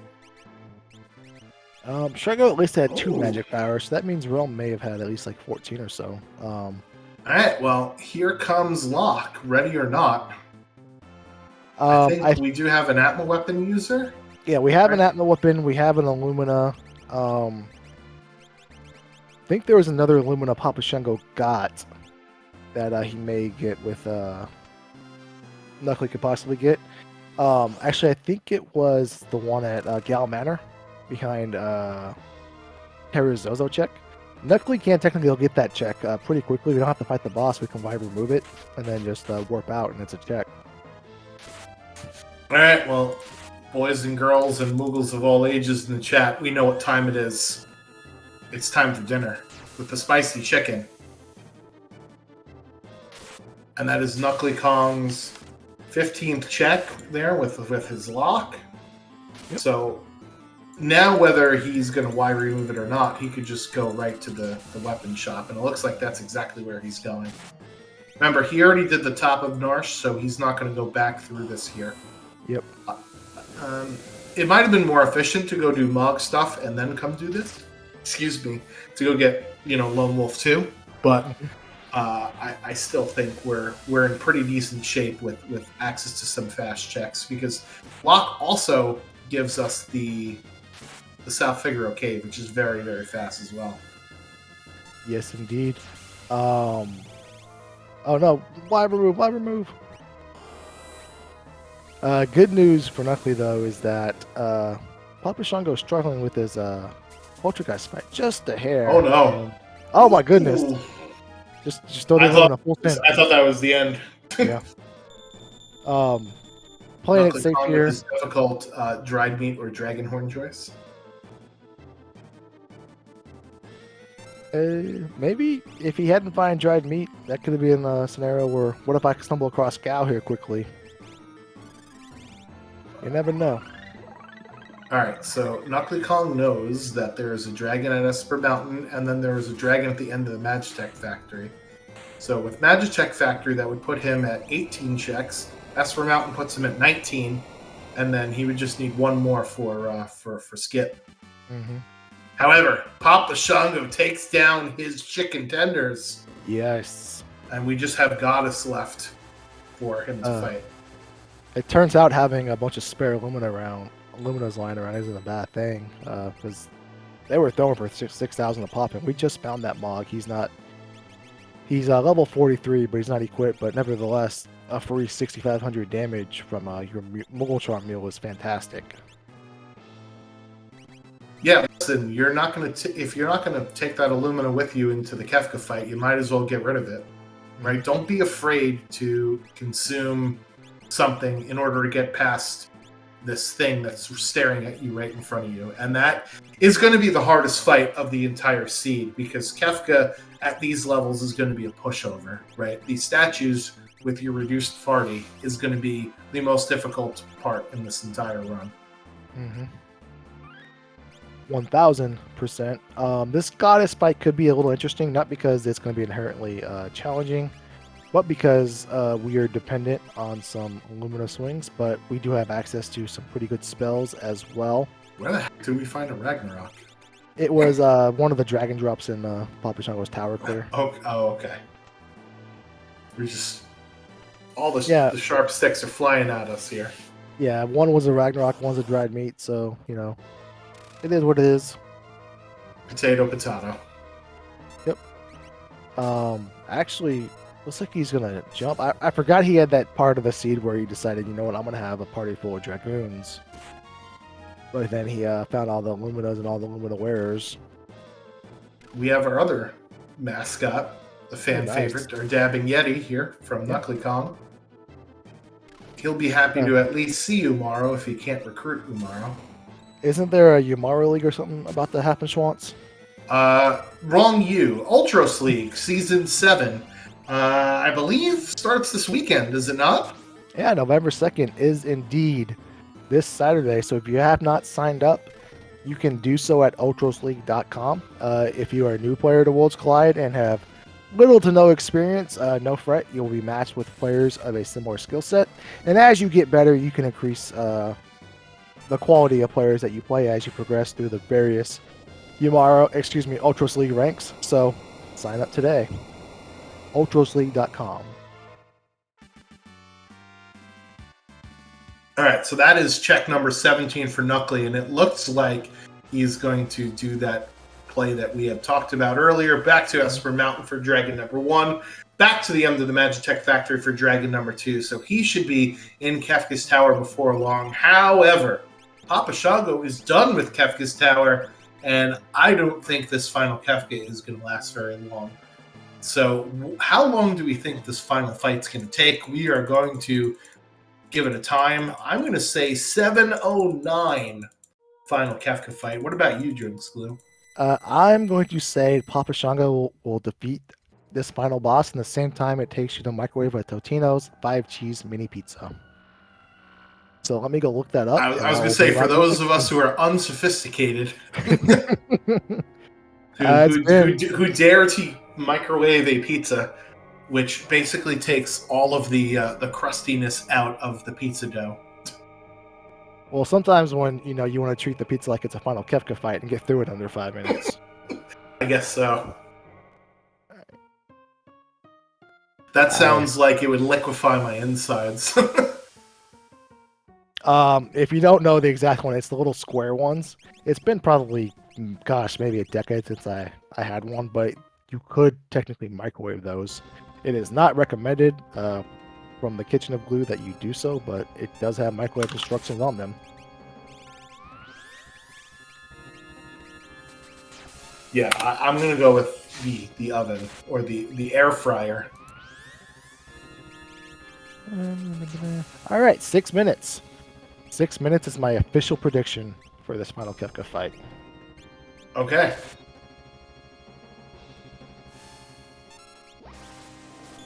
So we do have break. You can break an arm, but you can't break tools. So that's the... I know somebody enjoyed the mnemonic device that we threw in earlier. So that's what I usually use for the difference between break and instant death. And we want to kill the face first. I know we've gotten quaked a few times this seed during Glue, but we don't want it to happen again. So we obviously will add some suspense to what we have going on here, because Knuckly again needs a handful more checks to get to the promised land. But by the time he gets to the promised land, Papa Shango may be done with the whole thing. All right, that's tier 1 already. Yeah. Jeez, we did start at 1:15:55, and that was a 1 minute and 20 second tier 1. Yep.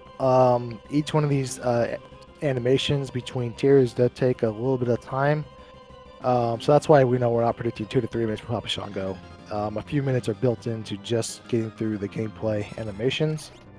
But nevertheless, 1 minute and 20 seconds is an incredibly fast time for a tier 1. Alright, so now we're going to pull out some stops here. Mutant Magic, which is seems like a horrific oversight from the developers. And we're going to instant death our tools. So we'll see if we can go ahead and do that. Meanwhile, Knuckly Kong taking the walk of shame back through the Magitech Factory, but shouldn't have a problem with what the rest of the Magitech Factory has in store for him here. Not at all. He should be more than prepared to take a quick to the face, or excuse me, to the feet. And dare I say, I think he'd be okay if he took 2 of them with what he's worked himself up to now. That's enough HP. Oh yeah. I guess I think you had mentioned this earlier as well, but he reset it out all the way back to the Ifrit Shiva fight, so he has to do this one again. The nice thing I would say about typically finding a martial fight in the seed is that all of the pairs of encounters Marshall is paired with, I'll give a decent amount of GP. So in this GP short seed, that would have been a nice find if we could have stayed on it with a Knuckly earlier. I was going to say, Marshall behaving badly here. Ooh. With multiple instances of stop, but thankfully we dodged one of them. Nice. All right, there it is. All right, so that is check number 19 for Knuckly Kong. Yep. Getting his dirk. Yeah. Nicely played. We'll put that one away and throw it in the tower instead of the Luminous because we weren't Illumina blessed like Papa Shango was, maybe. Definitely not. All right, so it looks like that is going to be the end of Tier 2 there with the counters from Magic. And we're on to Tier number 3.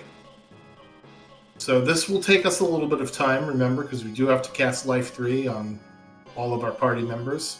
Well, with all of those Illuminas and the ability to jump, would you bother? Yeah, I don't think I would, because even if you lose 2 party members here, Kafka is still not going to be a problem. Nope, not at all. As long as you take a moment to breathe every once in a while, everything's going to be A-okay. If we did full send it, we could risk them end up there with just 2 characters with low HP, but Whirlwind only hits 1 person, so I think the pedal, or basically the gas pedal, will be pushed again here in just a moment. We also got an X potion drop, it looks like, as well. So nice. The rich get richer. All right, breaking the damage cap there. Always nice thing to have. Yep. Looks like he's gonna play it safe. He doesn't know. Keep in mind, Papa Shango doesn't know Knuckly couldn't make it past the Dirt Dragon when they were there at identical times. That he chose to get out of there, which was no shame in. If you get stuck by an unscaled dragon, it's just gonna happen until you're the requisite level. Okay, Realm. Excuse you. Yeah. Double quad 9s from the fixed dice, and then Celeste says, "Not to be outdone, Realm." Nice. All right, so we got to get our characters up in the air, or we have to use Life 3. And Papa Shango just says, "All gas, no break." And unfortunately, Realm goes down, and Shadow goes down as well. Okay, I should just shut up and just stop saying things. No, keep talking. That's what Knuckly is praying for. He doesn't know it, but if he had anything he wanted to wish for on his Christmas list, now's the time. Yeah. Sleep said, "Don't trick or treat in this house. Get the heck out of here." All right. So magic number here. The first magic number is about 30k worth of damage. We got Mog eating Illuminas. We'll be fine. And, well, he threw the last one. He threw the last one, so he's down to Ragnarok to throw in some enhancers. Oh, excuse him. Yeah, he's eating ramen noodle over there, basically. But 30,000 is the magic number. That's how much we want to do before this guy can start doing, or excuse me, get all in one off. But I think we will. We have our Genji Film character alive. Yep. Oh yeah. I take it all back. He's fine. This is fine. Everything's fine. Alright, here comes the hyperdrive. So now we're under 30,000 HP. So this is Kefka in counterattack phase. Yep. We can continue, or we can wait for this, which is the charge for Goner. And now Kefka won't counter us. And I think this will be it. So we're just waiting for the first flash for time. Yep, that is it. Hey! 123 on the dot. So get your GGs in chat for Papa Shango. As we'll switch over to Knuckly Kong, getting his revenge on the Dirt Durgan. Yeah, and we'll see if Papa Shango wants to hop on in here and talk about the horrors that he found tonight in and out of the seed. Give us just a moment. I said 7:09. His final time was 7 minutes and 5 seconds. Oh my goodness. Wow, would you look at that? Amazing. And it's all because I cursed him with the double comments. Papa Shango joining us in the commentary booth. GG's on that amazing run there. Can you hear us? Papa Shango, are you there? Well, we'll let him get his audio visuals sorted out. And double Dirt Dragon Boogaloo too. Or is this 3? This is the 3rd time, right? This is attempt number 2. Oh, that's Knuckles. Yeah, that's right. Because he said, "Forget this. We're gonna just go ahead and do this another time." He had buyer's remorse. Yeah, I understand. All right, so that's Kefka unlock complete there, and he's gonna get the skip for that 3rd dragon. Papa Shango, are you there? All right, I'll send him a message, and we can make sure that he eventually can hear us. Maybe he lost his voice from all the spooky things he saw tonight.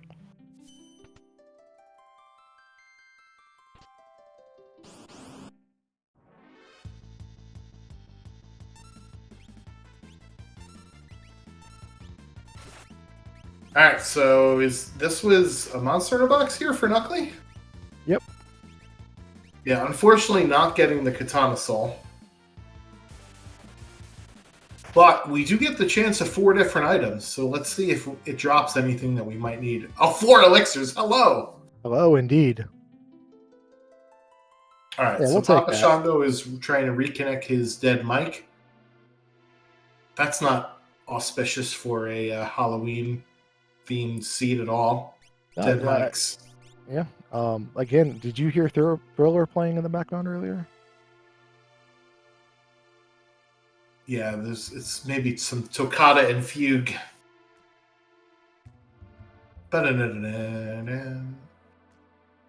Alright, so Knuckly Kong is going... Okay.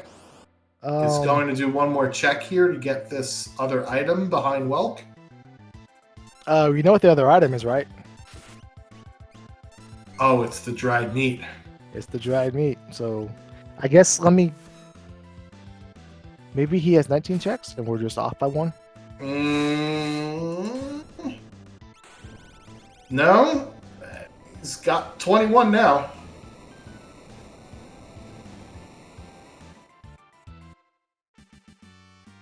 Maybe he thinks he needs 1 more dragon for skip, but he has 3 dragons.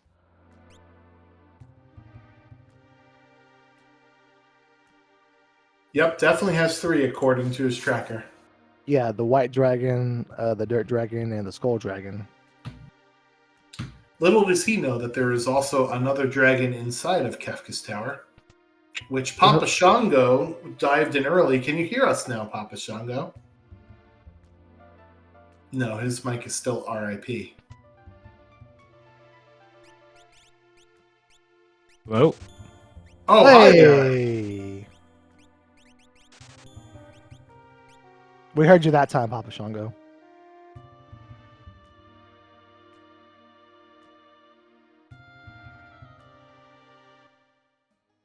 Hello. Hello? Hello. Hey, there you go. There you go. 3rd time's a charm. All right, we jinxed it. Can't hear you. Can you hear us? Okay. I think I'm good now. You can hear us okay?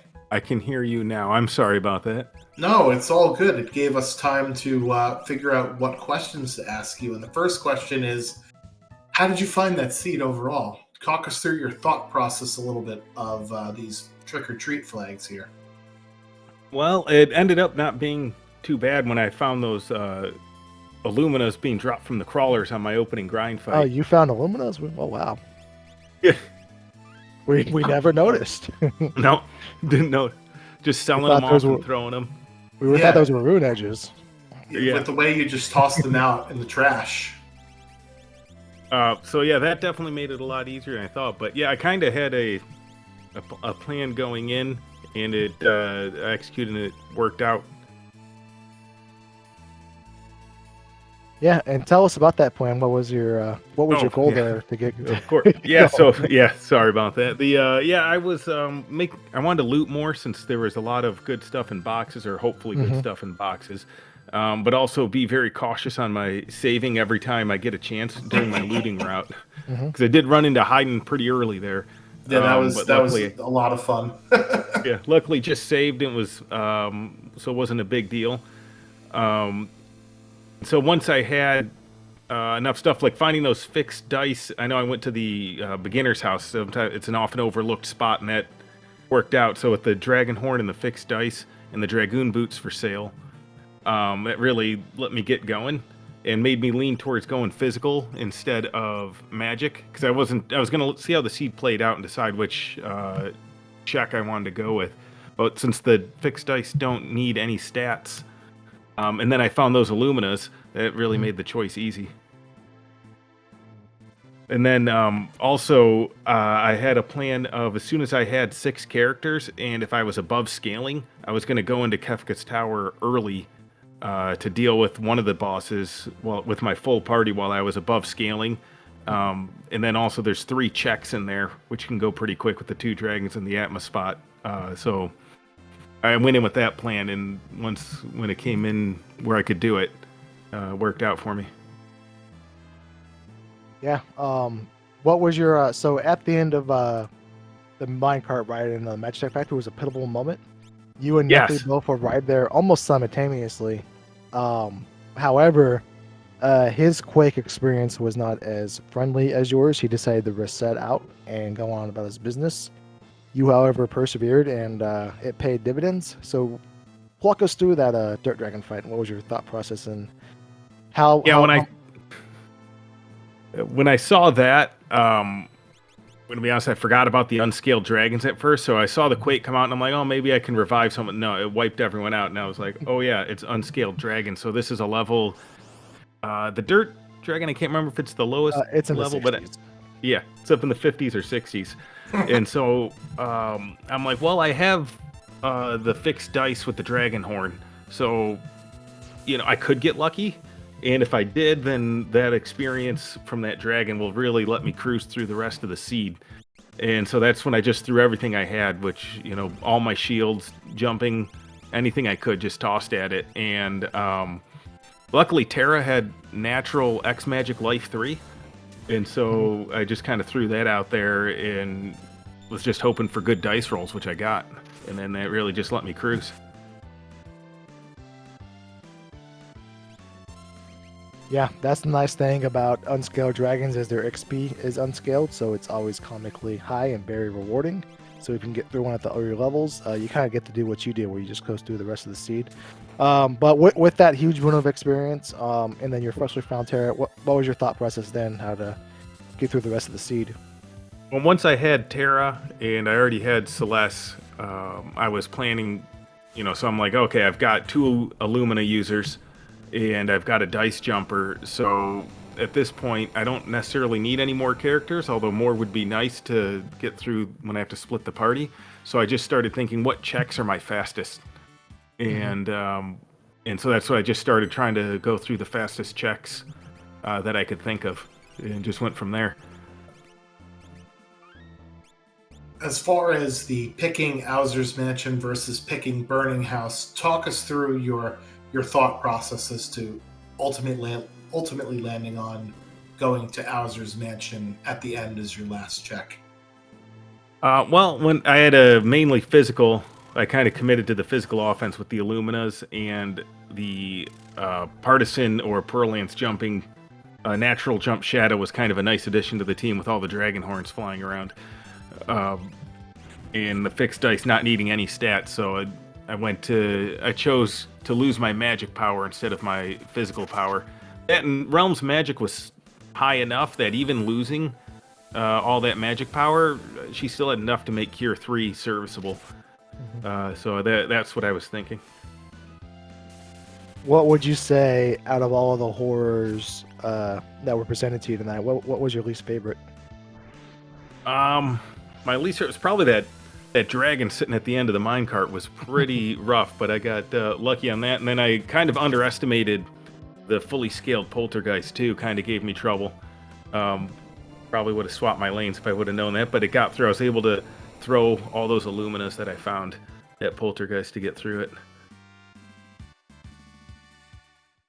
Yeah, there's no point in taking all of those Illuminas into the next seed because, well, you can't do that. There is no new game plus, and Worlds Collide. But GG's Papa Shango, that was very impressive. I think Mashwant and myself both said that we would possibly either A, reset out, or B, unlock that cursed shield for that Dirt Dragon fight. But what do we know? We were both wrong, and we both then proceeded to watch you coast through the rest of the seed. So Yeah. We very don't well done. Thank necessarily. you. Yeah, I got lucky with. I just, I put my faith in the dice. Sometimes you just Don't gotta. say that to Boo. Yeah. Yeah, Hey, sometimes you just gotta throw the dice and see what happens. You have the Shangos that neither one of us do. So congratulations on a really nice win, and hopefully you enjoyed this Halloween themed seed of the week. Are you participating in this upcoming Ultros League, and what are you looking forward to most from this season, if you are? Yeah, I am participating in the Ultros League. I'm just looking forward to, getting back into a competition where you got a bunch of different, multiple large amount of people doing the same seed week in and week out. You kind of learn each other's tendencies. It's just really nice to have a league setting that's organized, and you can, get some consistent competition. And there's usually a few people that are all pretty close together, and you can really focus on trying to one up them each time and alternating your strategies depending on what people do. So I'm just looking forward to the kind of the strategy and just running more seeds. And this is your second season of Ultros League, correct, Papa Shango? That is correct. What would you say to any newcomer out there that is on the fence about experiencing their first season of Ultros League? What would you say to push them over the edge that it is a good idea and you'll have tons of fun and make a bunch of little friends? It is definitely a lot of fun. You get your own thread for your division inside the Discord, so you can really kind of make friends and talk with other people. And when you're new, there's generally a lot of new people in your same division, so you can kind of all experience the new together and kind of talk about it. And there's just a wide variety of people, so you don't, it's a great way to learn and get into it. And you don't need to worry about like, oh, I'm going to finish in 2 hours or something. In Tonic, there's a lot of new people joining all the time, and they're all going to have similar times. And so I wouldn't be worried about thinking, oh, can I do this? I think you can. And then, of course, you can always do the mentor programs. Once you do get a few seeds under your belt and you want to maybe get some direction on where to go, that's an excellent program. And I'm sure, Drink School, you've already plugged the Moogle Cup. It was another thing. That's, of course, the current one is about to be over, but that's something after you do Ultros League you can join up to. Kind of even push yourself a little further along. Yeah, we do have a standalone new player tournament called the Moogle Cup. Papa Shango, by fact, is actually the first ever Moogle Cup champion, and we will crown another Papa Shango this coming Friday for the second edition of the Moogle Cup. But nevertheless, back to Papa Shango's point, it is a new player program designed to pair you with a mentor, so you can learn the ins and outs of Worlds Collide. Because it's a very daunting game, because you need vanilla game knowledge, you need randomizer game knowledge. But fortunately, if you have the first one already, you come across the second one very fast. And that's what the Moogle Cup is designed to teach you, is just, get you a nice little introduction to racing, make some friends along the way, and access to that mentor is a huge boon to a lot of runners. Even some runners who are ascending runners, just at a second opinion on what to do or what not to do, or your thought process on that is a huge boost. So thank you, Papa Shango, for throwing that out there and pitching the company line, if you will. Before we let you go, is there anything else you want to like to throw out there? I just want to thank you guys for putting on the stream. I always like getting on Restream when I can. It's fun. I want to get as much Worlds Collide content out there as we can. We're a growing community, a very welcoming community. If you go to the beginners house there and just talk, there'll be just so many people that want to crawl over each other to answer questions. So it's just a very welcoming community. So I'm glad that we were able to do this, and I want to thank you guys for putting it on and letting me do it. Yeah, absolutely. Thank you for being a runner, my dog. And again, GG's. Very, very, very impressive. Very well done. And we'll be seeing you around. All right. Thanks. Have a nice night. All right. Catch you later, Papa Shango. As we've got Knuckly Kong up the middle of the tower, he's going to do, I think, something very similar to what Papa Shango did. And he's going to peek what bosses on which side, because again, these are the shuffle statues that you mentioned during Sklu, so we want to make sure we have the right party for the right side. Excuse me. Yep. All right. We know where Goddess is, so we will warp on out. Put the party in a favorable position to take advantage of the 2 fights we have left. And I think Knuckles just gonna be like Papa Shango, just a little slower because of that Dirt Dragon shenanigans. Where we're gonna get through this pretty comfortably, and then we're gonna turn around and have no difficulty with the final fight whatsoever.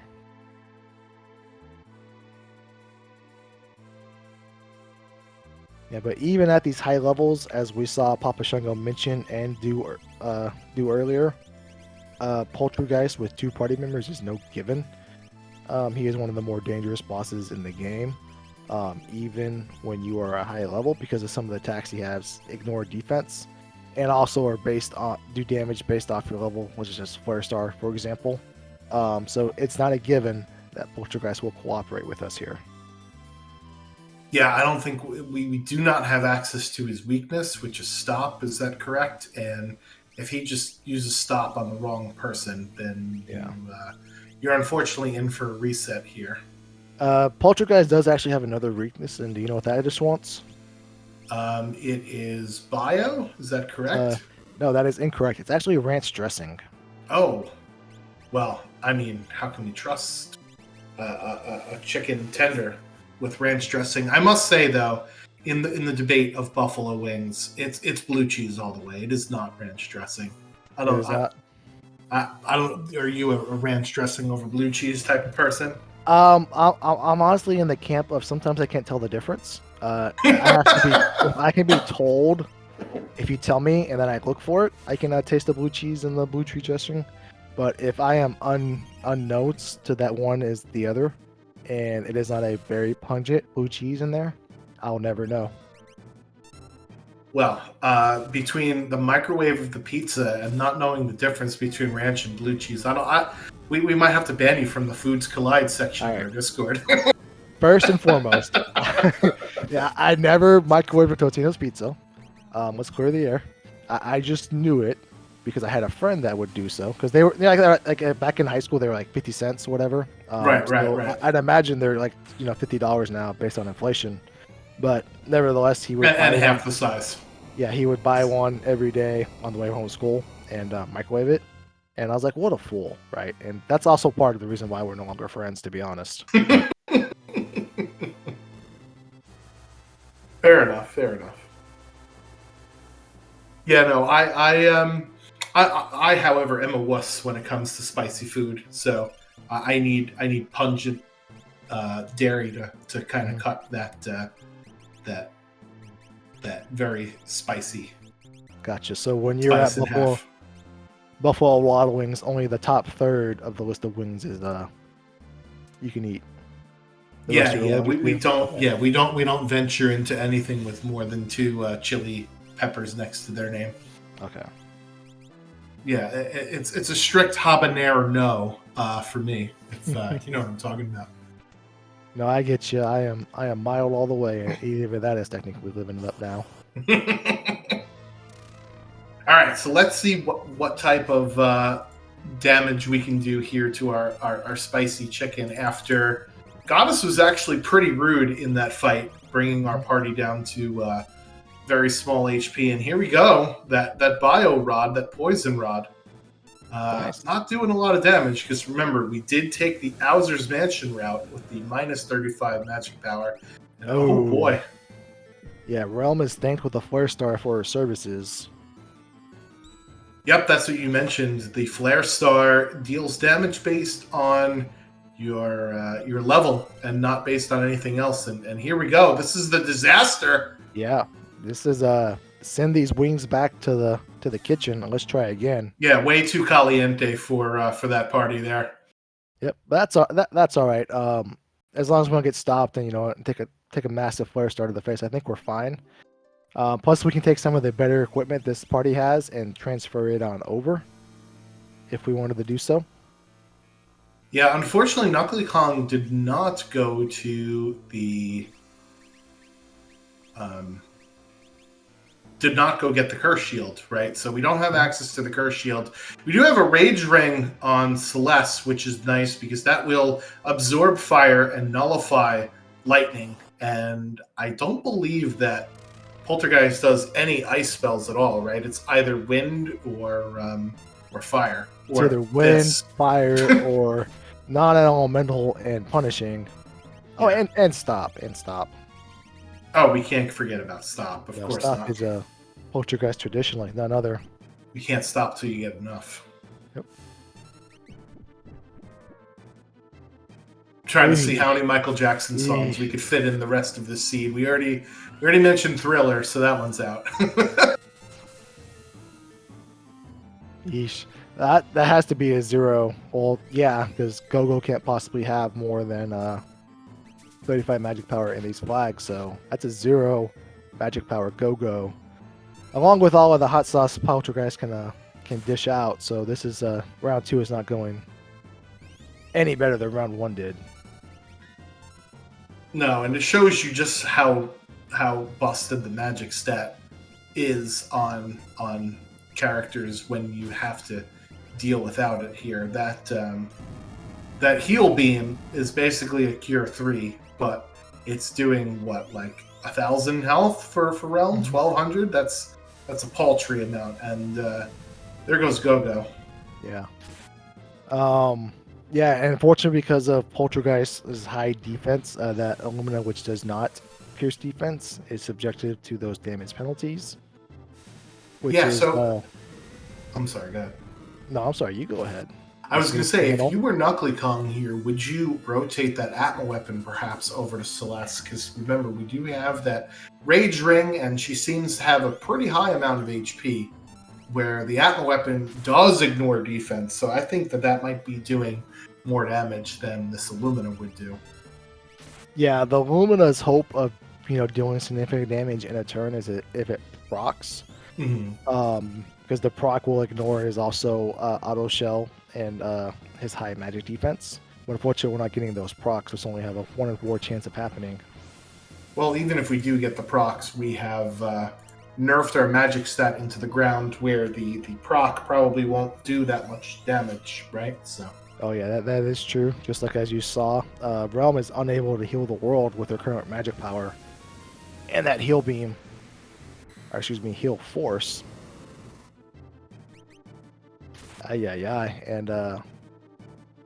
yeah, so at this level, Poltergeist is level 50, because you have to hit max scaling if you have 20 checks in these flag sets. So we got a level 50 Poltergeist. At that level, he has about 42,000 HP, plus or minus a handful, depending on where his visible RNG number rolls. So he is a very beefy boy. So if we're doing 2,000 Illumina swings, we need to fire off 11 of them to get through this fight. And yeah, as you can see, it's just a matter of can you stay alive that long enough. Well, at least, Spicy Chicken is giving our Celeste some good stuff there with the heals that are coming from all of this fire damage. Yeah, that Rage Ring is pretty pivotal. Despite Poltergeist doing his best to tell Knuckly here to beat it, he's trying to persevere, power on through, and he's doing the best he can with what he got, and that's sometimes all you can do. And there it is. Nicely done. Very nicely done. Yeah, he decided that I needed to keep Realm alive at all costs, and got through that fight there. So really nicely done from Knuckly Kong, sticking through it and persevering. Yeah, nicely done indeed. Knuckly went into the bathroom, looked at the man in the mirror, and said, "You know what? You got this, my dog." And he powered through that Poltergeist fight like none other.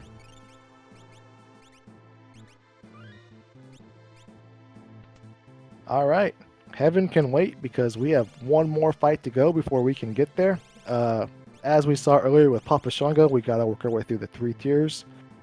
Then we get on up to the sky, and we were able to fight the final boss of Final Fantasy VI. All right, so considering I came within 4 seconds last time, what are we thinking this time? Are we thinking around the same. I guess it depends on how disastrous the calmness phase of this fight will take. I'm trying to think if there's any frozen food I can think of that takes 8 minutes to microwave. I think there's some frozen potatoes from HEB or that take that amount of time, but that's what I'm gonna stick with. I'm gonna go with 8 minutes. I think you can do a baked, quote unquote, baked potato in the microwave if you do it for 8 minutes. What you do is you take the potato, right? You take a fork and you stab it a few times on one side. You flip it over, stab it a few times on the other side, and then you throw it in there for 4 minutes one side, 4 minutes the other side, and you're good to go.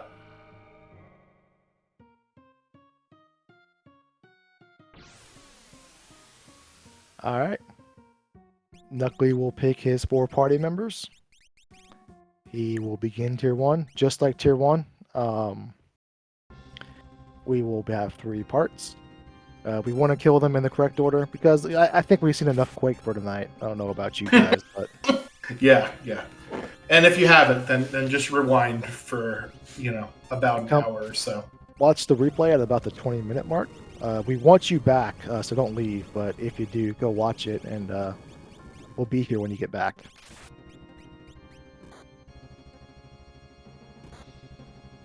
All right. Vanish is nice here. Yeah. Vanish is nice because Knuckly's been working day and night to get to this point. And you don't want to lose it to something cheeky like counter attack that does a bunch of damage to your character who has poor armor because of the siege just unfortunately never gave us any physical, or excuse me, any body armor, and that's just human nature, if you will. Yeah, we don't have Phantom, do we? We do not. We do have multi-summon, so even if that Odin doesn't work the first time, we could try and get it the second time here. Yeah, because again, we can just summon that to our heart's content. And Knuckly did find those 4 elixirs earlier. Not that he should be casting much magic power anyways, but at least from a utility standpoint, that's nice to have.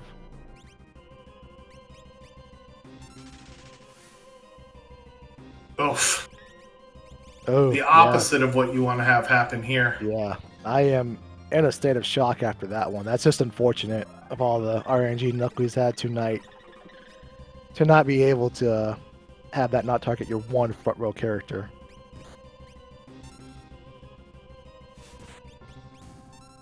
Alright, so there goes that one part there. Yep. Knuckly Kong's just yeeting all the weapons off the bench that we've been able to have there.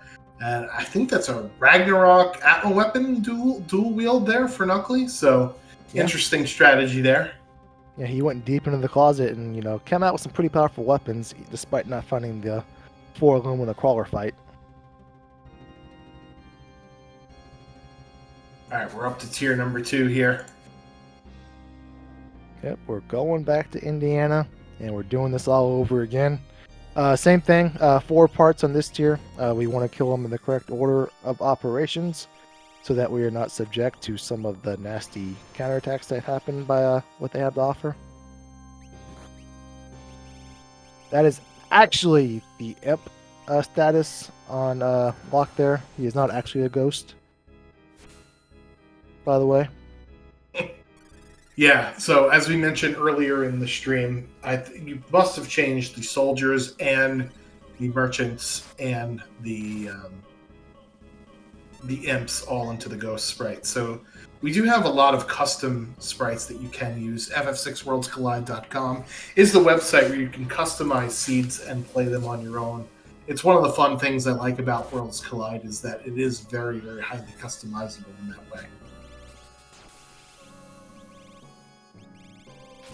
Alright, it looks like we're going to have to do a little bit of recovery here by getting Realm back up. Yeah, there's a little blood on the dance floor with Realm laying there. After some of that nasty damage to the face. Yeah, so I think she's probably the weakest in our party here. With Mog, we have Throw at least. With Locke, we've got the 2 big swords. I don't really know what Celeste is doing. Is she using the Illumina, I guess, that we got? I know we got at least one Papa Shango got the lion's share of them, but No, I think Celeste has the Illumina. Because remember, he does have one from the dragon, or excuse me, a high tier item reward for one of the dragons. Yeah, 'cause remember, Papa Shango, I think, had 8 total. Some from his fight, but then we found some out and about in the real world. So there was some for Leprechaun to access as well. all right. So in lieu of using X Magic with Terra, it looks like Knuckly Kong is setting up his Life 3 on Tier 2 instead of Tier 3. The only thing we have to be concerned with, Drinks Glue, is that magic may do up to 2 instances of Dispel, so we have to remember which character got the Life 3 dispelled from them when we go to reset it back on Tier 3. But I actually prefer doing it this way over doing it on Tier 3, because Tier 3, there's just so much that can come at you so fast that having at least some downtime here to cast your Life 3 spells makes it worth it for me anyway. Yeah, I think you hit it right on the head there. You can have the spell come out twice. You can actually have the spell come out multiple times, but not in this case because we had access to mute. But the Life 3 will transfer between tiers, as does Image, by the way. Yeah, and the Vanish status as well. Nice job putting the Vanish on Locke, because remember, we do not want Locke to get bodied on this 10 hit. It would definitely take way too long to cast Vanish on all of our party, but at least Hit went for that target 3 times, now 4 and 5. So about half the times he went for Locke, and that will definitely speed up that 10 hits as well, because you don't have to deal with the blocking animation. So really nicely heads up play there from Knuckly Kong as well. Yeah, you don't want to be starting something off the wrong foot when you get up here. Because as we mentioned, you're better off casting those Life 3s when you have fight tier under control and in hand, because when you get up here, things can go sideways fast on you.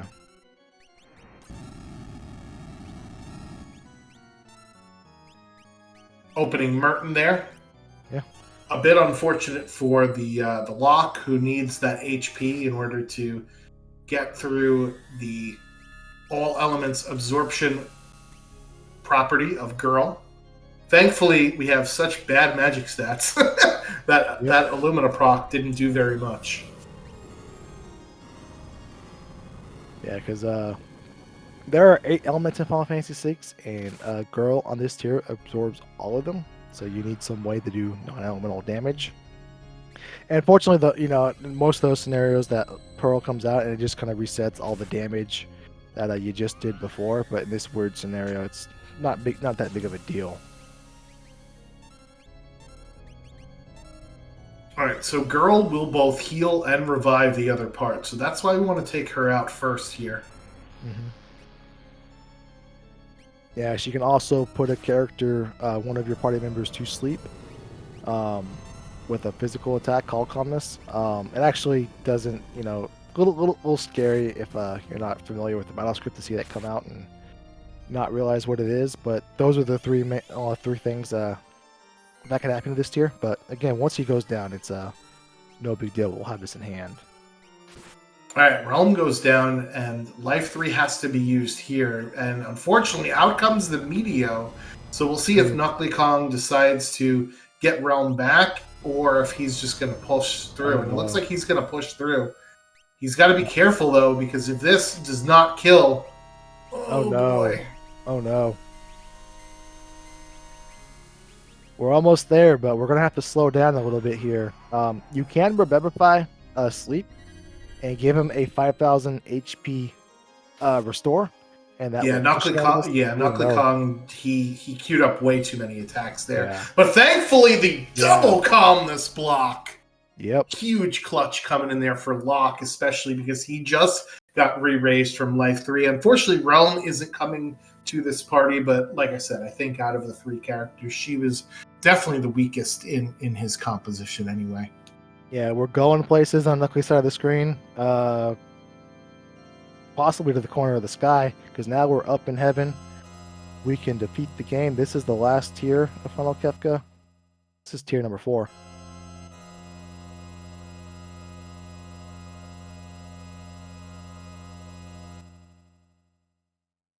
Yeah, so this will be interesting because Terra's job is now to keep Locke alive with all of those elixirs and topped up on HP so that he can continue to be a menace.